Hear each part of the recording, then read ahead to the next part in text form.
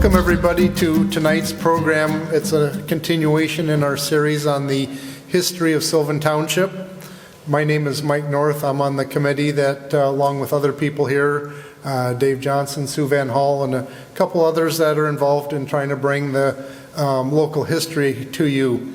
And tonight I'm going to be talking about cemeteries and the history that can be found within the cemeteries in our neighborhood here.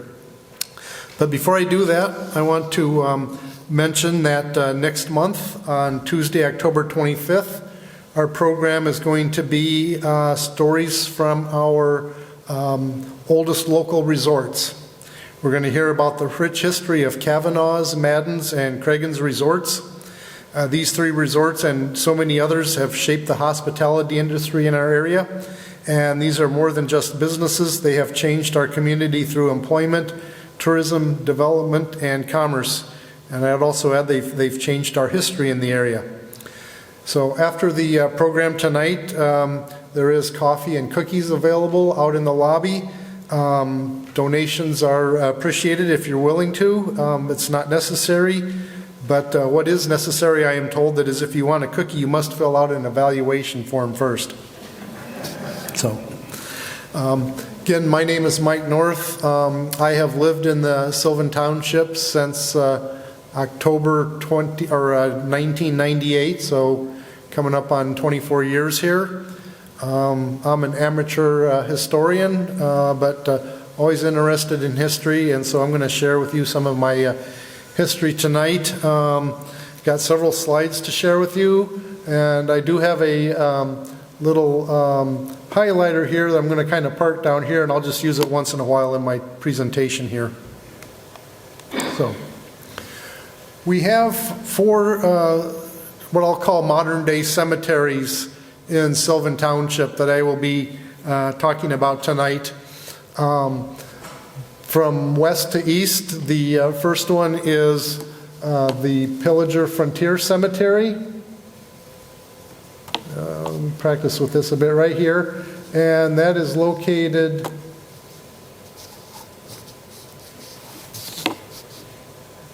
if this doesn't work, right there on the north shore of Lake Placid, exactly a mile to the west of town here on Lake Placid Drive. The other one is the Wildwood Cemetery, which is located just to the east of town up here. And then going further east, we have Sylvan Cemetery, which is just a couple blocks from the Sylvan Town Hall.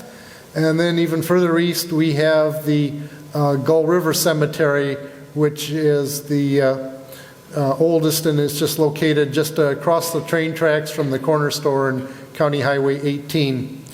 I think it's important to mention too that we do have a lot of Indian burial mounds and burial grounds in Sylvan Township, and we have talked about those in the past, so they're not going to be the focus tonight. But Sylvan Township actually has either the highest density or close to the highest density of Indian burial grounds west of the Mississippi anywhere in the continent.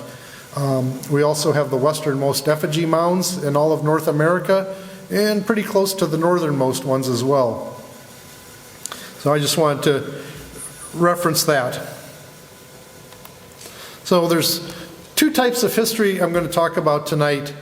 One is what I call real history, just for lack of a better term for it, but that's what's going to focus on our local, regional, national, and even global events and connections here.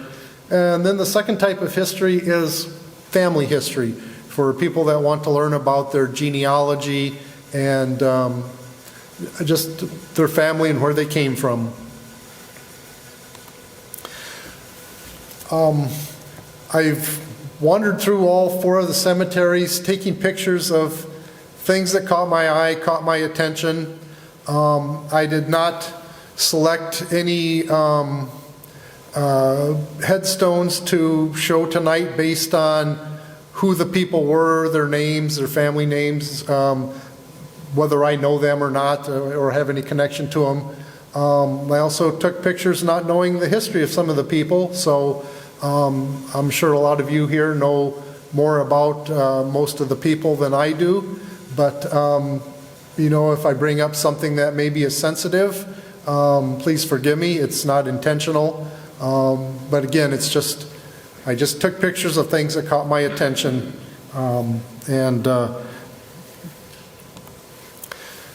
Also want to talk about a couple of online data resources that I use. These are ones that are free and currently available online. There's a lot of other data sources that had been online in the past and have been bought up by things like Ancestry.com and aren't necessarily free anymore. So I just wanted to stick with some resources that are free and current.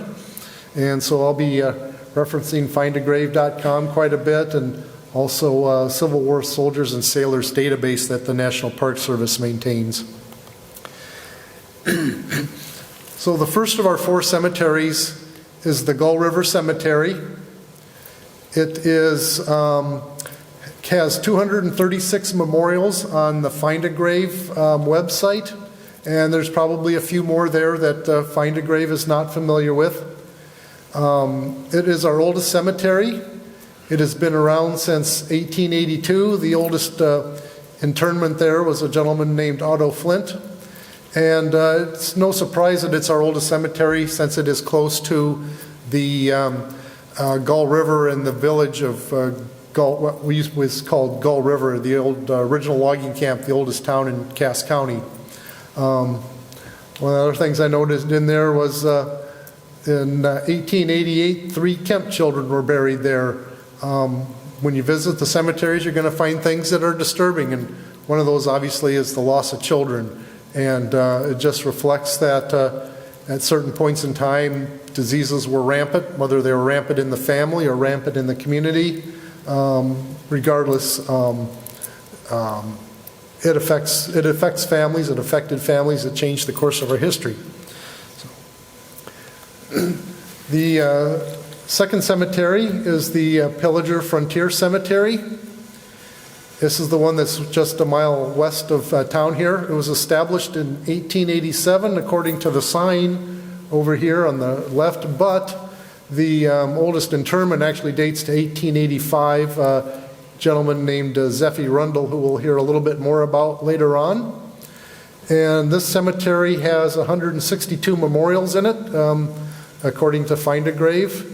And there are a lot of unmarked graves, or graves marked with just white crosses here and no names associated with them. I know we have a booklet that goes with the cemetery that has a map in there, and based on that I know that a lot of the unmarked graves belong to children or babies. I suppose at the time back then, if somebody lost a baby and they were poor, they just didn't have the resources to put up a monument. One of the other unmarked graves there is just in the booklet labeled Iowa Man. So who is he? Who knows?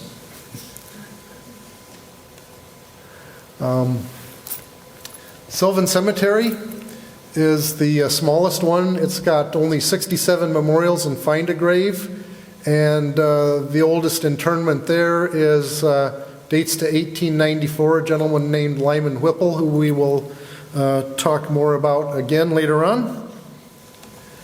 And then lastly, we have the Wildwood Cemetery just outside of Pillager here. It is our largest cemetery. It's the newest, and it has over 1,000 memorials in it. So what are some of the things we can learn about by looking at our cemeteries? Well, I was curious about who are the oldest settlers that we have here in the area, and that honor goes to Lyman and Catherine Whipple. Lyman was born in 1816. He died in 1894. Catherine was his second wife.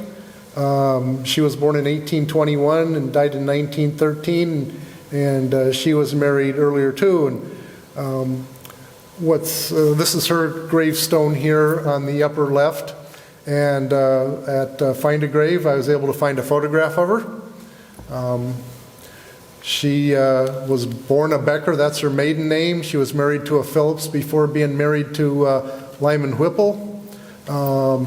We can learn that she was born in Seward, New York, so we can learn an awful lot about where our settlers came from. And Find a Grave had a bio on her. It says, Catherine first married Joseph Phillips about 1843. The couple had 7 children. Mr. Phillips died in 1866 in Illinois. She married a couple years later Lyman Eugene Whipple in Wisconsin. And then they moved to Cass County about 1880. And Mr. Whipple raised the younger Phillips children in addition to the children from his first marriage. And if that wasn't enough, they adopted a young lady in 1876. So their household contained children to their advanced age. How many of us would do that today? And there's some other older settlers here too. In the Gull River Cemetery, I found Anna and Petter Sater, dating back to 1825, 1823. Amy Montagny and Melissa Farrell, both born in 1830. At the Pillager Frontier Cemetery, we have a Mr. Gilson, born in 1831, and his wife, born in 1841. And below that, there's an Eleonora Landberg, born in 1829. So you get a sense of the time frame that a lot of the people that came to this area were born. And obviously, they were born long before this part of the state was settled. Also, pay attention to Melissa Farrell's headstone here. It's very elaborate, and it's still in great condition, easy to read all the markings on there. But we'll see some other headstones later on that are identical to this one. We can also learn about origins of people. So here, for example, we have a Maria Swerin. It's got her birth dates and death dates written in, I assume it's Swedish. Over here we have a William Fremmer, which I assume must be a German name. Down here we have another headstone that's written in Swedish. I think the last name is Swedberg on that, if I can remember correctly. Over here we have some Fundines that were born in Sweden and immigrated here. And then down here we have a woman, Yvonne Brown, who was born in France, and we'll learn a little bit more about her later on too.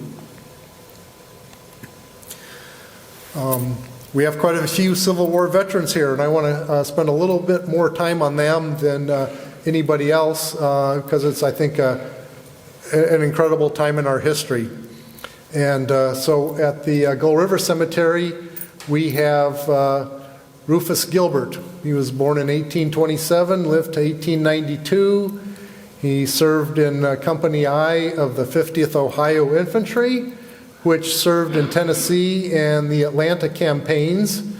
And based on Find a Grave, we know that he had a wife, Amanda, who, those are her birth and death years, but there's no headstone for her, so we could assume she's probably buried next to him. Below that is a Seth Phillips, born in 1844, lived to 1929.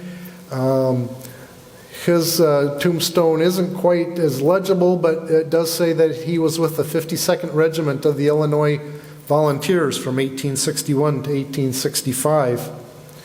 And we can dig a little deeper on him, and we find that Catherine Phillips Whipple was his mother. And we also have his obituary here, which gives a lot of information. It says, Seth Phillips, Civil War veteran, died from complications of influenza at his home at Gull River. He was 84 years old. Mr. Phillips saw service in the Civil War during the years 1861 to 1865 as a private. He enlisted first with the 52nd Illinois Infantry and later with the 17th Illinois Cavalry. He was wounded in the left hand and right shoulder in skirmishes in the Second Battle of Corinth, which was in Mississippi. He was a member of the Brainerd Post of the GAR. Mr. Phillips was employed as an edger at the old Howes Mill, and he purchased a farm at Gull River 48 years ago, where he has lived since. Mr. Phillips was born in Oswego, New York, and married in Teope, Minnesota, to Miss Ada Flint. Last Christmas evening, Mr. and Mrs. Phillips celebrated their 53rd wedding anniversary with members of the family and longtime friends assembled. Surviving besides his widow are 3 children, blah, blah, blah. It's interesting that one of them had moved out to Coeur d'Alene, Idaho. We can also learn, based on Find a Grave, that Seth Phillips actually had a brother that was also in the Civil War, Mandeville Benjamin Phillips, born in 1854, and he died in the Civil War at Lookout Mountain in Tennessee. I'm sorry, he was born in 1838 and died in 1964 at Lookout Mountain in Tennessee. Another Civil War veteran at the Gull River Cemetery was Joseph B. Cunningham. He was born in Indiana County, Pennsylvania, and he served with the Pennsylvania 206th Volunteers. They fought mostly in the trenches at Richmond and Lynchburg, Virginia. He also had a father that served in the Civil War, Corporal William C. Cunningham, and his father actually died in the Civil War. So we can kind of trace that a little bit further. His father married an Esther Hutchinson in 1832. He was the father of 8 sons, including 4 who also served in the Civil War. He served in Company F of the 55th Regiment of the Pennsylvania Volunteers and was killed in action at South Carolina. And if we read further on Mrs. Cunningham's obituary, it mentions that he was the first person killed in his entire regiment, and that they also lost 1 other son in service in the Civil War.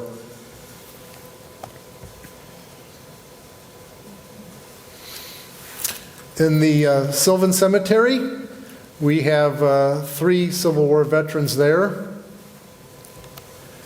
First one is Lyman Whipple, our oldest resident in the township. He, as far as I know, he's the oldest person in the township. That it could be somebody in an unmarked grave that's older, but the oldest we know of. He enlisted in Berlin, Wisconsin in 1862, and this was before he married his second wife, Catherine. Served in the 32nd Wisconsin Infantry, and they were involved in campaigns in Tennessee, Vicksburg, Mississippi, and Atlanta, Georgia. And he mustered out in 1864, died in 1894, and he had a son, Charles, who died in the Civil War in St. Louis in 1862. Another gentleman, John H. Lasser, he was born in 1839, died in 1906. His tombstone doesn't say anything about being in the Civil War, but there is a little veterans marker right over here that indicates he was in the Civil War. And so I was able to find him on the Civil War Soldiers and Sailors database website, which said that he served in the 28th Wisconsin Infantry, and they served in Arkansas, Louisiana, and Mobile, Alabama area. Another one, this headstone here was virtually illegible, but there was a sign indicating, again, Civil War veteran, and there is at the Find a Grave, they had a list of all the people that were known there. They must have gotten it from some cemetery records, but they listed a Norman Collins, born in 1845. And if you know that there's a Norman Collins there, and if you know that you can actually then be able to read just enough of that headstone to make out his name. So that is his headstone. And the Civil War Soldiers and Sailors database has 4 Norman Collins in there. One of them is from Wisconsin, so I'm going to make the assumption that that was him. And that indicates that he was a musician and private with the 25th Infantry and served at Vicksburg and the Atlanta campaigns. And then we have, let's see, this is at the Pillager Frontier Cemetery. We have Boyd Wiley Randall, born in 1835 in Indiana, died 1913 here. He served with the 10th Minnesota Infantry, and that unit actually served locally here in the 1862 Dakota conflict. Company G was his company, and they were at New Ulm, and they were also at the hangings of the 38 Dakota in Mankato on Christmas Eve, 1862. The 10th Minnesota later was moved south, and they fought in Tennessee, Louisiana, Arkansas, Mississippi, and Alabama. And Boyd also had a brother, John, that was a Civil War veteran who served or enlisted in Indiana and served with Indiana regiments. Also at the Pillager Frontier Cemetery is Captain Albion Knowles. He was born in 1827 in Maine. He served with the 24th Maine Infantry, died 1896 in Todd County, and from the Civil War Soldiers and Sailors website, we learned that he served in Louisiana for 9 months, from 1862 to 1863. And then we have, again, Zephy Rundle. He was the oldest internment there at the Pillager Frontier Cemetery. He was with the 14th Wisconsin Infantry, and his unit fought at some major battles: Shiloh, Corinth, Champion Hill, Vicksburg, Atlanta. And he had a brother, William, that was also in the, served and was in the 1st Wisconsin Infantry. And then lastly, we have John Parks. He's buried in the Wildwood Cemetery. He was originally buried in the Pillager Frontier Cemetery, but was moved. And he was born in 1830, lived to 1914. We know that he had an older brother and a younger sister that were born in England, so we can surmise that he was also born in England, but moved over here and served his new country. The 1st Wisconsin was in many battles in Tennessee and Georgia, and he also had a brother, George, that was in the Civil War in Wisconsin, or for Wisconsin, the 3rd Infantry. So, World War I veterans, we have a lot of them. A couple of them in the Pillager Frontier Cemetery. Private Andrew Farrell and Alvin Cole. And I'm not going to go into as much detail about our World War I veterans here, but I just want to give you a flavor for who was here. Private Farrell died in 1917, so he died in the war. Trying to see here, and Alvin Cole also died in 1918, so he most likely died in the war as well. Gull River has 3 World War I veterans. Let's see here. Robert Cunningham, Lewis Quall, William Dade. Mentions that Lewis Quall was a saddler, so for the cavalry.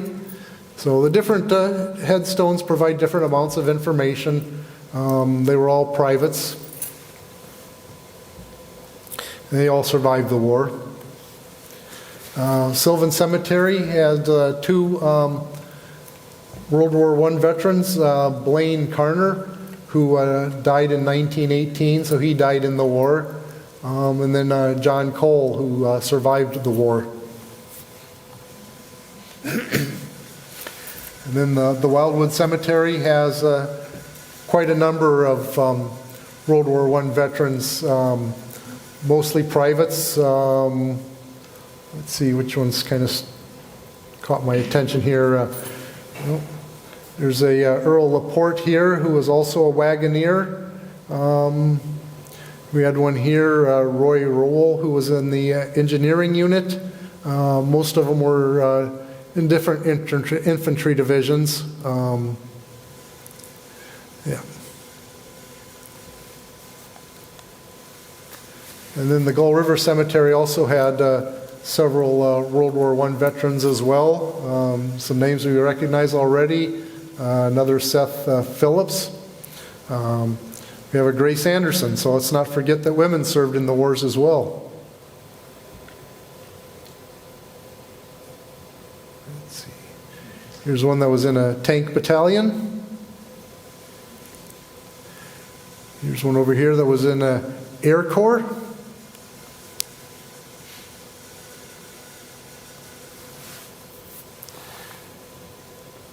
And then we have, I think why I brought this one in, World War II veterans, sorry. There's only one World War II veteran in the Sylvan Cemetery, Homer Carner.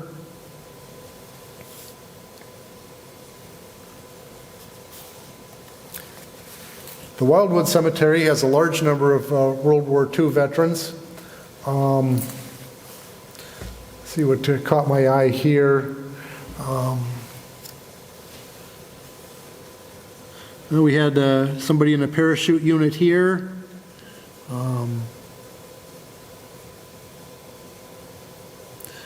Somebody in the U.S. Navy. Oh, here's the Merchant Marine is represented up here. Lots of people in the Army, lots of people in the Navy.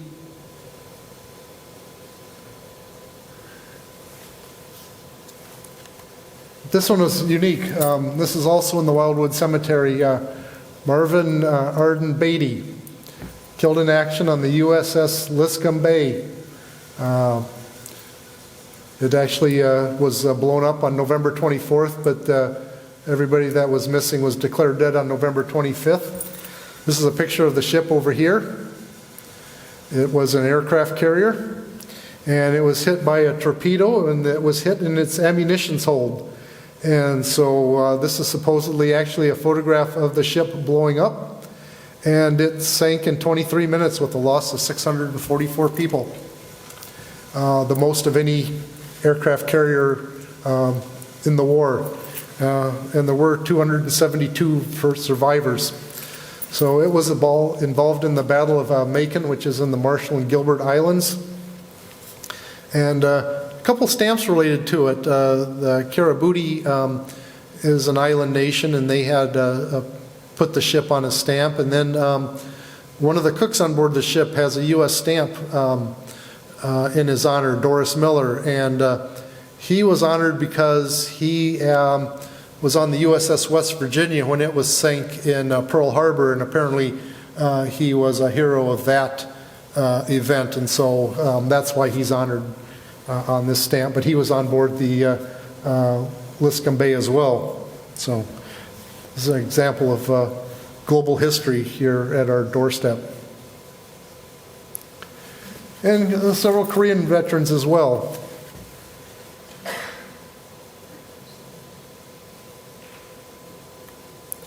And a few Vietnam veterans are now beginning to appear in the cemeteries as well. I only found these three here. So there's one more I haven't touched yet, and I wasn't expecting to find anybody from that war in our cemeteries. Anybody know what war that is?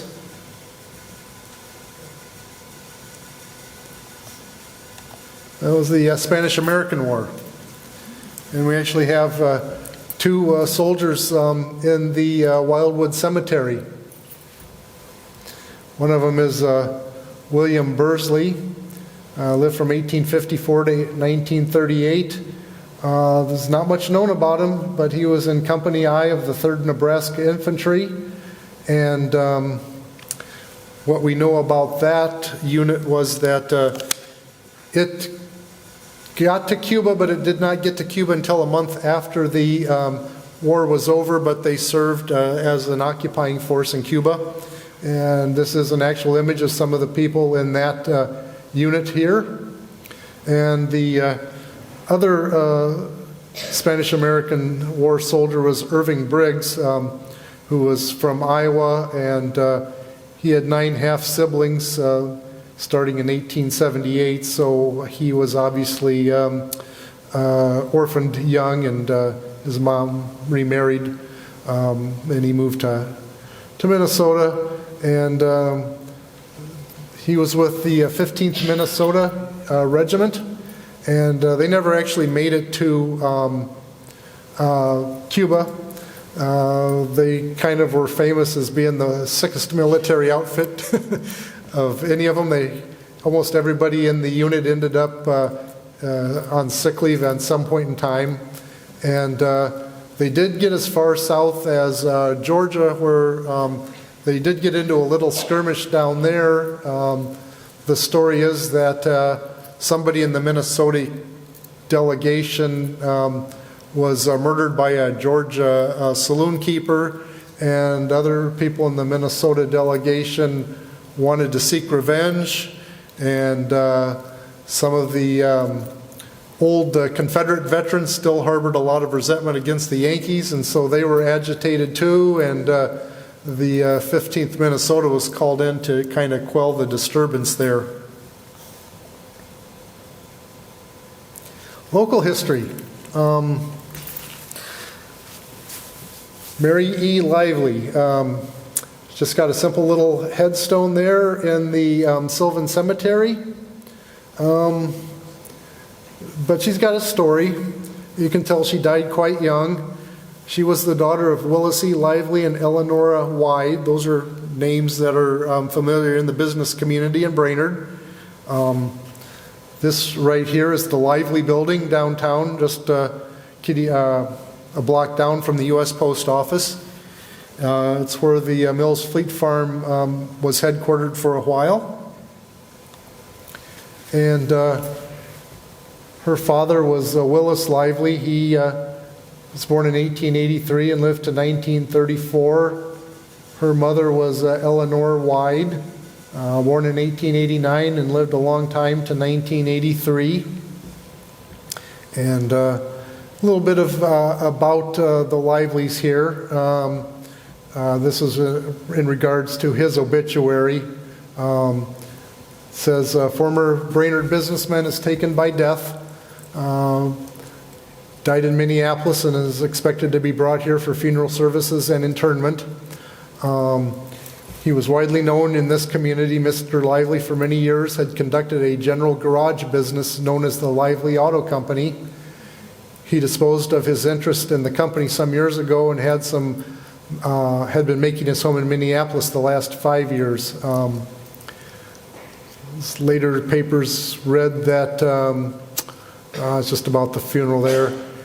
Skipping down, though, it says he is survived by his widow, 2 daughters, Ellen and Jane, 1 son, Walter, 2 sisters, Mrs. J.R. Webster and Mrs. Robert Jordan. So we'll hear about the last name Jordan again here in a bit, and we'll hear about Ellen and Jane here a little bit too.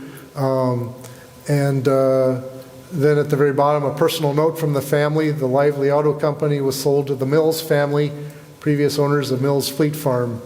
The Lively building still stands in Brainerd, dated 1922. So what happened to Mary Lively? Well, she was saved from a lake and ended up in the hospital with pneumonia, and ended up dying from pneumonia.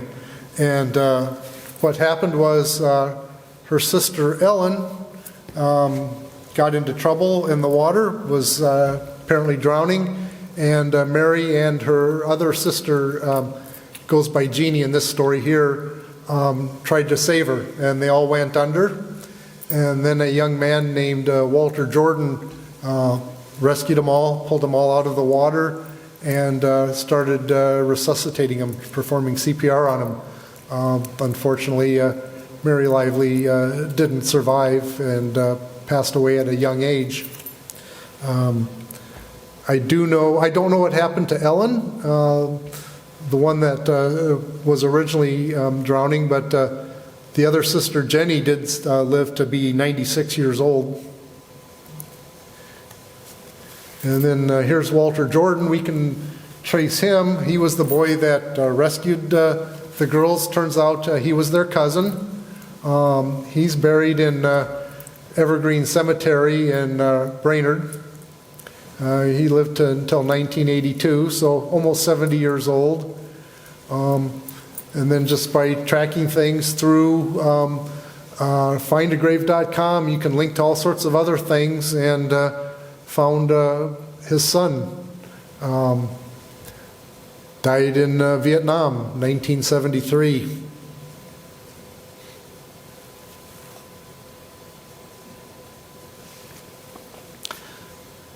More on family history. I mentioned Andrew Farrell earlier, buried in the Pillager Frontier Cemetery. If you go to find a grave, you can find that his father was Isaac N. Farrell, died in 1901. Andrew was born in 1900, so only a year old or so when his dad died. His father's buried in the Gull River Cemetery, and you can see the headstone here for his father. Andrew's mother was Anna. She remarried Adali, and she lived until 1960. And so when you look at the two headstones here of Isaac Farrell and Melissa Farrell, you see they're virtually identical. And so one could conclude that Melissa must be Isaac's mother because she was born in 1830. And there's a lot of sadness in the cemeteries too. Here's a gravestone for Debbie Lou Bowles. Died November 13th, 1973.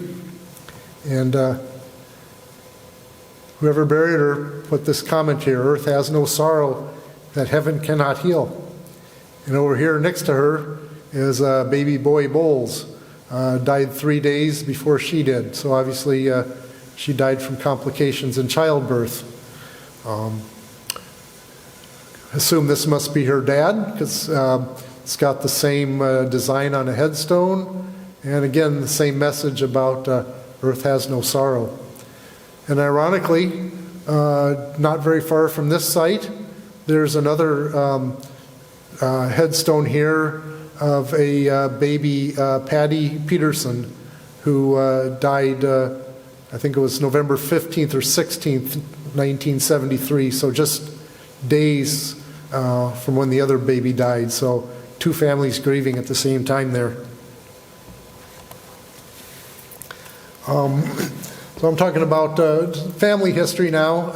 Again, a lot of things to see out there that are of interest. I like it when every once in a while you find a headstone that's actually got the photographs of the people on there, and that can be really neat if you've, it might be the only photographs you'll ever see of some of your ancestors, but some of the headstones have them on them. This one over here is the Bauer family. It gives some information on their birth and death dates, which is common, but it's also got their date of their marriage and something about a pet there, you know, so you can learn a little bit about them. Here's another one. This is another type of headstone here where we have the Barnes family, and it's got the children's names on here as well. So not only can you learn about the people that are interred here, but you can learn about their children as well.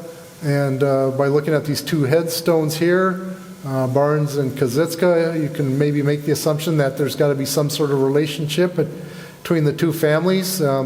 This one also has the children listed there. Next to Mr. Barnes, there's another marker here that indicates that he was in the U.S. Coast Guard. Or possibly, well, yeah, it would be him in the Coast Guard.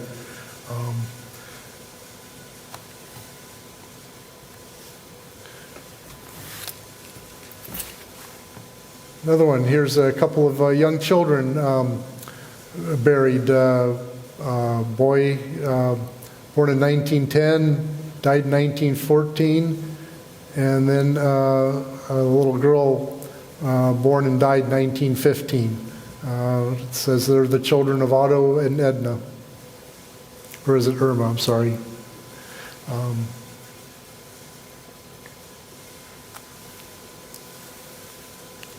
And over here is another one. It's for Wesley John Mudgett. And at the bottom it says he's not buried here. He's actually buried in Ohio. So, and that's just a good reminder that a lot of these headstones, if you're doing family genealogy, the person that's on the headstone might not actually be there. They might be somewhere else. It's a very common occurrence back in the older days where one spouse would die early on, and the tombstone would be made up and have both spouses' names on there, and then the surviving spouse remarries or moves elsewhere, and they're not buried there at all, even though their name is on the headstone. Here's another one, the Fundine family. This one here says basically that they were born in Sweden, died in, I think it says 1918, gravesite unknown. So we can conclude that this was probably a casualty of the World War I, and his family does not know where he was buried. But what we can learn is that the family here is from Sweden. And you can just put together other things about individual families. Here's the Nelson family, so you can make conclusions about who the brothers and sisters were, the parents were. Just a wealth of information that's contained on these headstones. Lots of the headstones tell you something about the character of the person that's buried there, or their values. So this one here might be a little hard to read, but it says, Christina C. Haywood, here lies a loving wife and mother and generous friend, waiting the resurrection of the righteous. And this one over here is for, says, here lies an honest man, Robert B. Richmond. More on family history. This is in the Sylvan Cemetery. The Wide family, they obviously lost a lot of children very early on. The three over here on the right all lived for 1 or 2 years. The other two over here maybe lived a couple decades, 2 to 3 decades, but died young.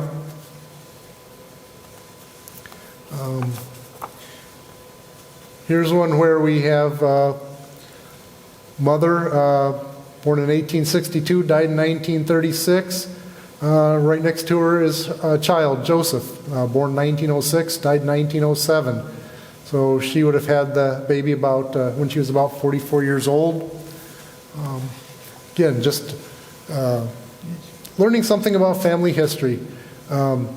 This grave over here is a headstone that's very hard to read, and I only put it on here because there are other ways to get information off of there. If you have a headstone that you can't read, a lot of people want to go in and try to really clean it up and scrub it clean and use solvents to clean it up. I guess you could do that, but another way is to just put a piece of paper over there and either a chalk or a graphite pencil and just scroll over it, run the marker over it, and that'll often lift up the lettering there. Another thing that I discovered just in doing this too is a lot of these things I couldn't read, but if I turned my phone on my camera on and turned it at the right angle, the camera would actually pick up lighting that I could not see with my naked eye and actually enhance the legibility of some of the markings on the tombstones. And here's another example where we have, I mentioned this woman before, Yvonne Brown, and baby girl, buried in 1932, so she probably died in childbirth, but Yvonne was born in France. And over here next to her is another person, Marie Brown. Mentions her husband, but also mentions that now she is reunited with her mother Yvonne and baby sister Gertrude. So now we know the name of the baby that wasn't listed on this headstone over here. This was in the Wildwood Cemetery. And then a lot of the other headstones now will put the whole family lineage on here. That's pretty interesting too. And some images that just talk about their faith and beliefs and the things that they liked. A lot of them have nature scenes on them. This one over here is a guy named John Gross. And on this side of the tombstone, it's inscribed, "Beyond the sunset, oh glad reunion with our dear loved ones who've gone before in that fair homeland will know. No parting beyond the sunset forevermore." And on the back, it says that he is a devoted genealogist, generous of heart, a friend to many. And here's another headstone that's got information on both sides. Graydon and Helen Miller. So again, here's their family back here. And then over here has got their wedding date. And then up here is the symbol of the Methodist Church, so we can know something about their faith. And then this is the end. Just nice one here, the Davis headstone. It's got a lot of nice ornaments in there. The lighting reflected nicely in here and gave it some color. We have, I think, the maiden name of the wife is etched in here. And then the back it just says precious memories. So that's what was important to them. So that's what I have. Just a kind of a tour of our local cemeteries and what you can find in there. A lot of history, I think. A lot of, real history that affected the world. I think, especially with our World War I and World War II vets, there's a lot of work that could be done there to dig deeper into their history and explore where they were at and where they served at and which battles they fought in. And with the World War II veterans, it's not too late yet to still record their history, either by talking to the few remaining ones that are still here, or more importantly, talking to their children.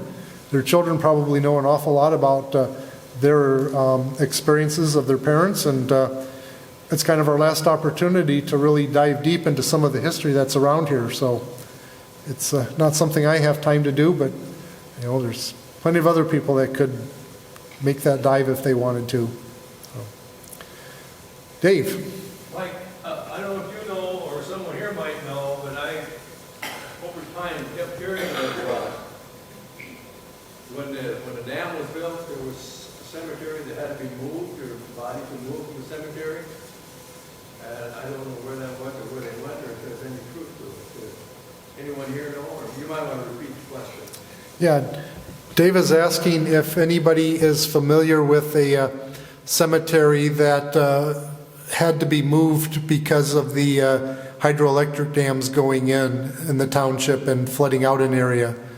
It's been some local talk, I guess, or I don't know what I'd call it, just rumors around here that there used to be another cemetery that's now underwater, and maybe the bodies were all picked up and moved.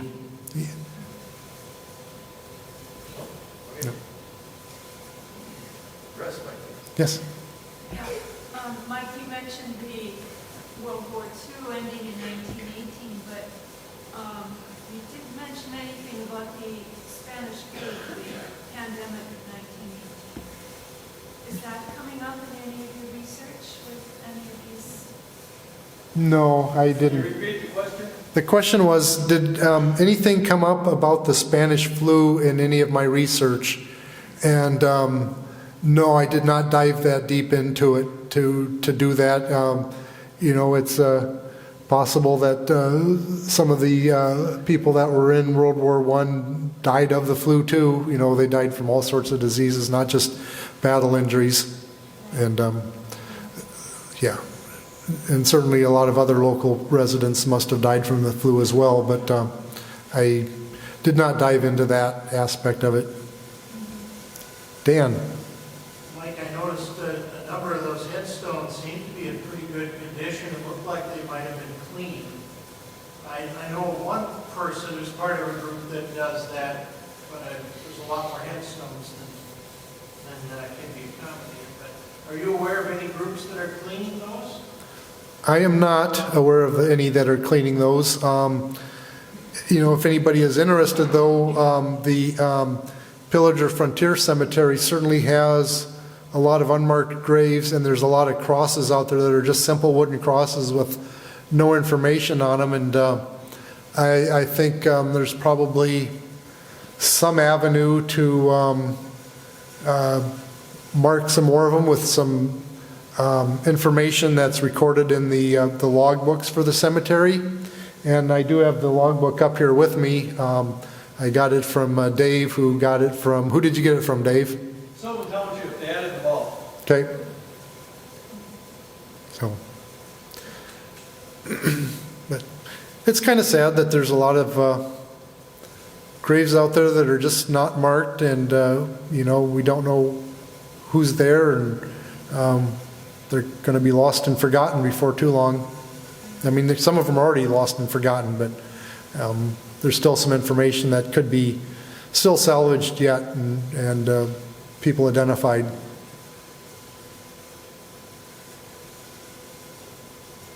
Is the Whipple family that was on some of the gravestones, are they related to Whipple Lake? Yeah, I would imagine they are. You know, there's Mobergs on some of the headstones too, and so they would be related to Whipple Lake. There's also a Bishop Whipple who was a missionary to the Dakota Indians during the time of the 1862 uprising and prior to that. And I think there was a lot of assumptions that maybe that was the Whipple that Whipple Lake was named after, but I can't find any connection between that Whipple and the Whipples here. I also noticed that there's you know, you get the same last names with different spellings. So somebody spelled Whipple on one headstone W-I-P-P-E-L instead of L-E. Yes? Besides the 4 public cemeteries in Sylvan Township, are there also family cemeteries on homesteads? Repeat the question. Yes. Are there any family cemeteries on homesteads in addition to the public ones here? I'm not sure about in Sylvan Township, but I know just south of here, between here and Camp Ripley, there is a Franson family cemetery that has at least one internment in it. And you can find that cemetery on Find a Grave.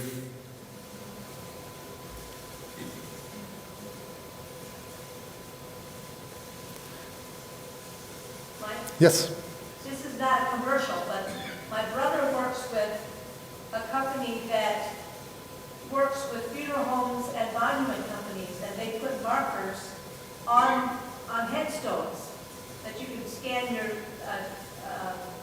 QR code, and then it reads the obituary. And that's another way to be able to collect the information. That's kind of a new thing. Yep.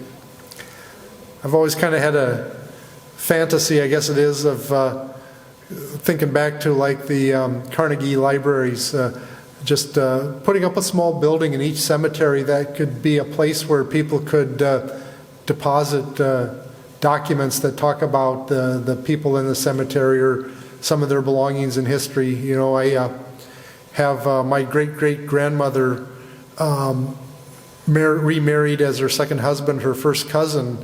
And he was in the Civil War from start to finish. And I have his sword.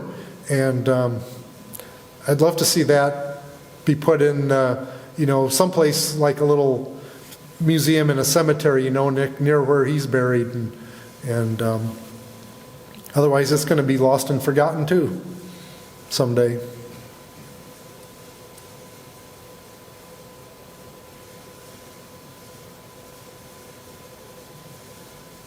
I'm asking too many questions. No, it's okay. Do you know any tricks of going into Find a Grave without getting stuck and having to go into Ancestry.com? Yeah, Find a Grave is not tied to Ancestry.com. Let me see if I can go there here. Not sure if this is going to work, but I'll give it a try here.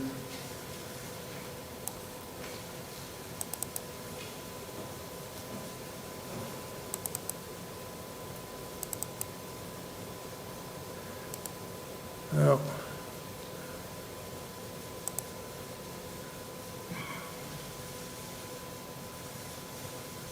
Yeah, I did go online. So, yeah, this is Find a Grave right here. They go by what are called memorials. So, a person or grave is given a number, and that number links that person to the numbers of other people, their husbands and wives, their children, their parents. And so they try to link as many people as they can. So I'm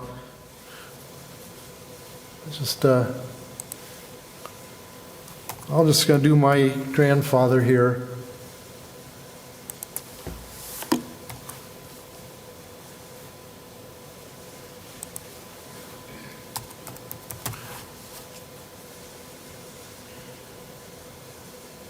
Put in a year.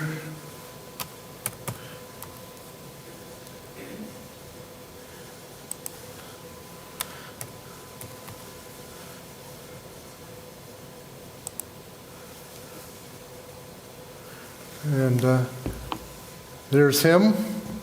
Talks about where he's buried. It's a picture I added of him and my dad in there.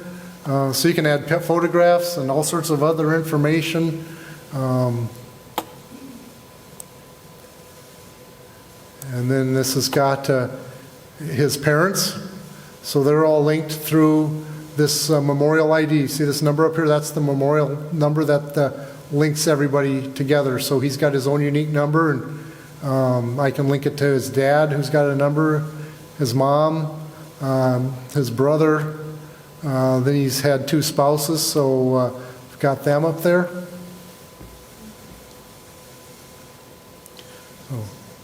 So it's kind of what you can do. And if you just click on, let's say, well, let's just click on her. There's her headstone, and you can link to her parents, a brother, and her children, and it's just, you can just build these links and go on and on and on. It's pretty neat. And the best part of it, it's free, and you can put your own information in there too. You just have to get an account. It's simple to do. All of these memorials have somebody that's in charge of them, and it usually will list somewhere up there who that is, like a source here, for example.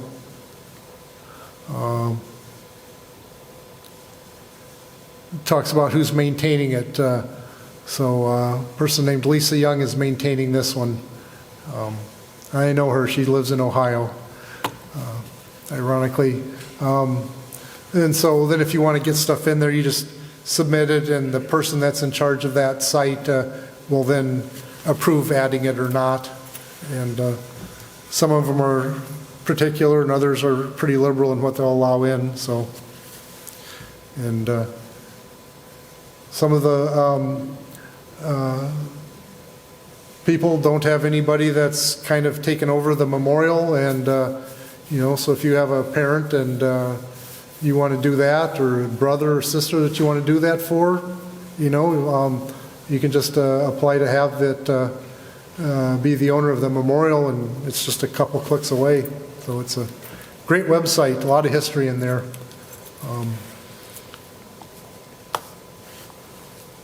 This is where I found some of the obituaries posted here.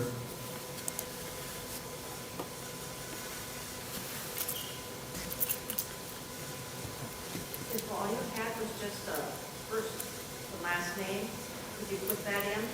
And would it give you a bunch of people with that?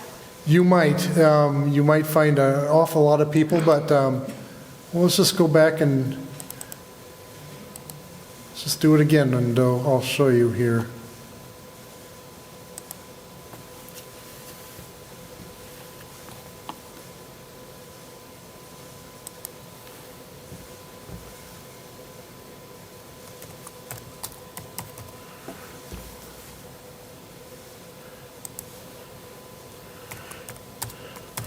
Just made up a name. I don't know any Robert Finch. Let's just put a year in there. Let's just assume that let's just say you have a headstone, you know the person died in 1960, but you don't know anything else about him. You can then do a search, and yeah, we have 6 Robert Finches that died in 1960. And now you can maybe nail it down by where they're at. One's in Indiana, New York, Kansas, Alabama, Ohio, and Missouri. So, just keep adding in more information and shrinking that down. And actually, I guess we only had 3 Robert Finches because 2 of them there's 3 Finchers in there that they also found in the search. So it's a little more comprehensive than just the last name that you put in. They find ones that are like it too.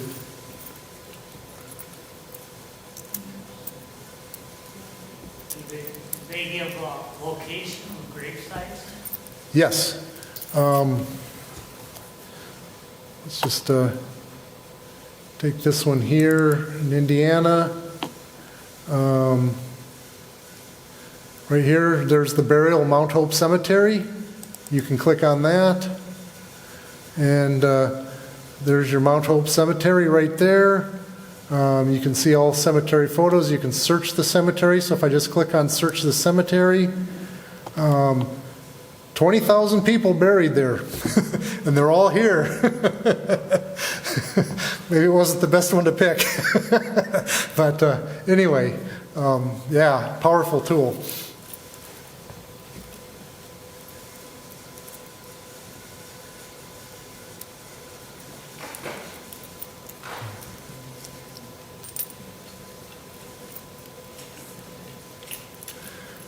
Well, I guess with that, wrap it up here. Thanks for coming. I appreciate it.